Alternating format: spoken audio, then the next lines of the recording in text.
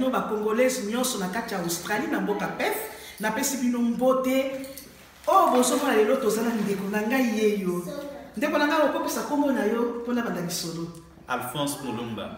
Alphonse Mulumba ndeko na biso oyo azosala campagne na ye awa na kote ya Mirabuka oyo tozana kati ya Australie awa ayebi esika Mirabuka ezalaka ata ye moto na Clarkson na Cannington Belmont boya to ko soutenir ndeko na biso pour que la to ke de biso Alphonse tu peux parler un peu en anglais même en français. Okay. Merci beaucoup and thank you very much. So for all those who live in Mirabuka, in Balga, in Westminster and in Nodamara, I need your support.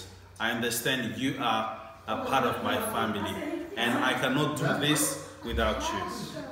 In about 2 weeks time from now, you'll be getting some papers in your mailboxes that will have information about the election, and I need you to please go to number 6, the name Alphonse Mulumba, and put a tick there.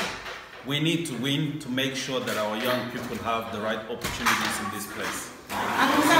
Merci beaucoup na banzi boyoki ndenge papa Alphonse alobi Mrs. Kolo yakana mpe ko bandamu na lingala pona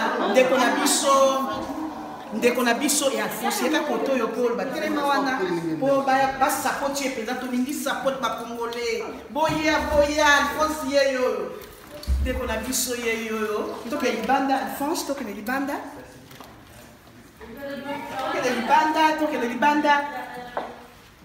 Kolo kokikoloba tokoloba awa touti sikoyo na workshop na biso ya ba mama toyebi ete ndeko oyo azali kotambusa ndeko azali kotambusa matea oyo ya ba mama lelo oyo yango toyei kotelema awa komona combien de fois aza kosala mosala na ye po ete communauté na biso ekende liboso yango toyebi ete mpona campagne na ye oyo ezali campagne na ye oyo ya kosensibilize ba mama mpe konini pona na vote oyo ezolinga kosalema toza na posa ete bandeko botia na bomoko tosangisa loboko po te toyoka kosoutenir ndeko na biso Alphonse Mulumba pona élection oyo ezosalema nakanisi na sanza oyo ezobanda na mois d'octobre ya 19 campagne ekozala ya suka mpe tokobanda sikoyo ba voting na biso yango esengeli bandeko nyonso bacongolais tala ndeko na biso azali kotelema mpona campagne oyo esengeli tomonake oyo ezali exemple ya kolanda tika ete biso libanso tosoutenir ndeko na biso akende liboso tozala ata na moto moko oyo atelemeli lingomba na biso na kati ya communauté na kati ya mboka ndeko merci mingi. Merci mama Kolo tosengi na honorable Bintu pe lobela moke mpona Alphonse ndeko na biso watu yote tunaishi Balga Mirabuka kama uko msiti ya Sterling please vote for Alphonse Mulumba bakongole tunaishi Balga aifa tukapata wa Burundi ba Tanzania wote tunasema Swahili please vote KKF change Alphonse Mulumba for all people who live around Balga Mirabuka Girawin and under seat of Sterling, please come and vote for our brother Alphonse Mulumba.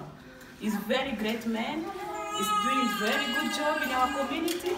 For now, we just finished the workshop. He's the one who teaches us about leadership. Mama, chunga kiloko na ukasema kiloko de papa. Teaching us about the leadership. Ata mtoka na nini? Come. Alphonse Mulumba, bon voter. All Africans in seat of Sterling, please come and support our brother. God bless you all. Merci maman. Ok, merci papa Alphonse. Makambo koleka kitoko, toko soutenir les gens de congolais. Makambo nyonso koleka ko Mirabuka mobima ba ko voter nani? Alphonse Mulumba. Merci beaucoup. Nzamba pambola yo. Biso nyonso nani? Alphonse nani Mulumba. Alphonse Mulumba. Ok. Nzamba pambola yo papa boke malamu. Bye.